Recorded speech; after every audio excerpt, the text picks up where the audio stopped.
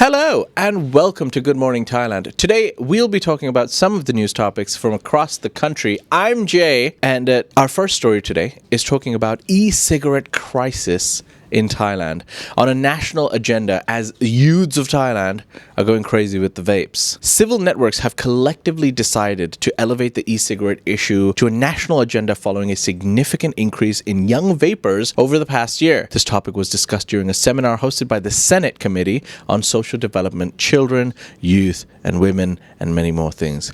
The event took place on January the 30th in Parliament and was attended by representatives from the government, the private sector, civil society, academy institutions, and youth organizations. Notable participants included the Action on Smoking and Health Foundation, the Thai Health Promotion Foundation, and approximately 43% of primary school students aged 9 to 12 had experimented with e-cigarettes, with a marked rise in usage among girls. Now, Kun Varapas, the Senate Committee chair, noted that the statistics reflected a critical public health issue that jeopardizes the well-being of the future of Thai youth, emphasizing the long-term social economic impacts. Now, I think one thing that they can do to clearly improve the situation is obviously regulate the sales of vapes, because they're easily available on the street. Thailand, also referencing a recent national survey, indicated that 17% of teenagers aged 13 to 15 were using e-cigarettes, with the current number potentially rising to 20 to 30%. Imagine that, 30% of youths between 13 to 15 are vaping in Thailand. So, yeah, studies are showing that young vapers are 5 times more likely to experience depression, concentration difficulties, irritability, and academic challenges. Nicotine addiction can never be good no matter what age you are, but here we go. Thailand's got something to really deal with. E-cigarettes on the rise once again, or they've always been. They've just been ignored for a while, and now they're important again. Obviously, vaping at such a young age is never okay.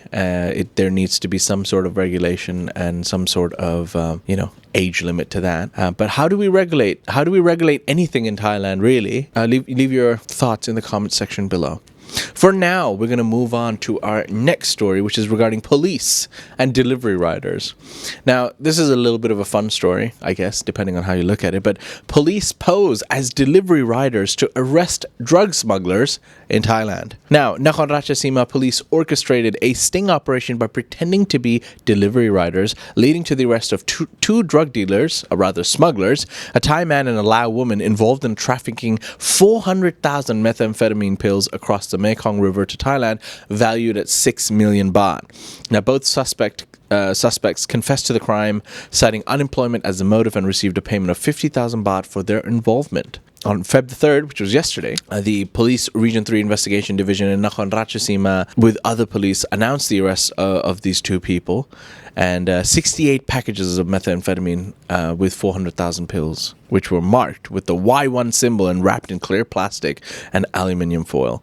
But that just goes to show you, is that another fear unlocked? Your Grab delivery drivers could be police. But you don't have to fear unless you're a drug dealer. So there's a lesson in that story, no matter how you look at it. But I enjoy the way that the police are kind of being innovative and finding ways to, stop crime from happening. And I don't even know if this would be legal in other countries, like representing a food delivery company with their gear and their jackets and, hey, I'm a Grab delivery driver, and then be like, nope, I'm a police officer instead. Maybe they're allowed to do that in other countries. I'm not sure. I don't know if there are laws regulating impersonating a other company's employee.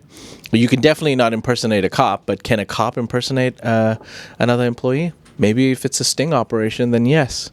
For now, we're going to move on to our next story that takes us to Phuket, as foreigners demand more loos after Phuket public urination uproar. Just last month, I was talking about some stories of some Indian tourists peeing in the ocean. And I've also noted that a lot of older Thai locals and sometimes some Grab delivery drivers, when you gotta go, you gotta go.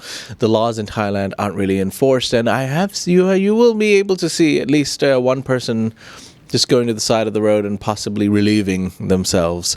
But this story demands some action, because from foreigners, believe it or not. So foreign netizens defended themselves and called for public bathrooms in Phuket after Thai nationals condemned the foreigners on social media for urinating in public. Now, the Phuket Times shared images of two foreign men urinating on the footpath on February the 2nd, and the news outlet criticized the tourists in the caption, which read, "Pee everywhere, Phuket foreigners." Now, the two foreign men were seen using cars to shield their private parts while urinating, and the man in the dark green shirt was spotted urinating against a parked van, which soiled both the vehicle and the road. What's wrong with this? It's a spot for dogs to pee, and they did right. Those are some comments from some Thai netizens online. Can I have scissors to cut it off to feed ducks? Some strong comments were also made. However, some Thai and international netizens took to social media to point out that two foreigners had to urinate in public because there were no public bathrooms available, especially late at night when they were drunk. I want Phuket and other tourist destinations in Thailand to have more public toilets.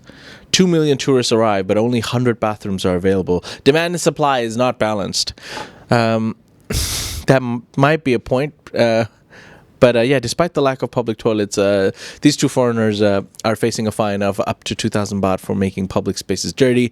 And according to the Public Cleanliness and Orderly Act, similar to a foreigner who urinated at Phuket International Airport last week. So, foreigners urinating everywhere. Where do we draw the line? Are there enough toilets for all the tourists and foreigners coming in? I mean, definitely not in that ratio. It's a unique situation. I mean, you could hold it and wait until you get to a mall or get to a restaurant and then go to the bathroom. I don't think there's really ever any reason to just openly take a piss on the street next to a car. Especially a place where people are easily able to take pictures of you. So a bit of an interesting situation. I know there are many thoughts about this. And so obviously the Thai citizens and the netizens online have been complaining about this. It's like, hey, come on, you're here on holiday. Please don't piss on our streets. But then again, the foreigners have a point. There aren't enough bathrooms. But then lastly, if there are no bathrooms, does that give you the right to piss on the street? Where do we draw the line, ladies and gentlemen? I don't know. All right. Anyways, for now, I'm going to move on to my last story today, which is regarding a Thai sex creator who's retired, unfortunately, or fortunately, depends on how you see it. She warns her fans of an impersonation scam. A female Thai sex content creator announced her retirement and warned her followers, to beware of scammers releasing live stream videos while posing as her.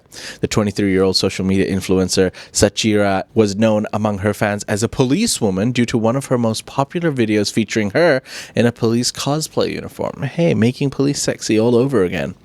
On February the 1st, Chitchat shared with her followers that she gave an interview to the YouTube channel 12 Something, during which she officially announced her retirement from the sex content creator industry. Chitchat explained that she started producing adult content after consulting her parents.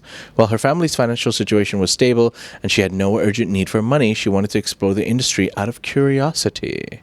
Her parents allowed her to pursue her interests, but warned her to be prepared for the consequences of her actions. Family-backed escapades, why not? But yeah, Chichat said that she had left the industry in April last year, but had been unable to announce it. And she eventually decided to go public after discovering that someone was impersonating her on social media. So the suspect used her photos and name to promote a social media account and then broadcasted live stream videos featuring someone else that was using her fame, I guess. But yeah, sad news for people out there who are Chichat fans. Unfortunately, Chichat, the Chichat videos are over, guys. So that's it, really. That's the story. Now, you might be wondering, Jay, why are you talking about this story? The stories that I bring to you and Alex brings to you every morning are the top 5, if not the top 10 trending stories in the country. And this is what the people want to know about. So, hey, look, my job is to inform. Who am I to judge what's important and what's not important? So, I wanted to let you know about that story. So for now, that's it, ladies and gentlemen. So it's a short episode today, but those are some of the stories from across Thailand. You can find more stories on thetiger.com, and no ASEAN Now stories today because of the time constraints that we have and because of the manpower. I'm going to dive into some of the comments section.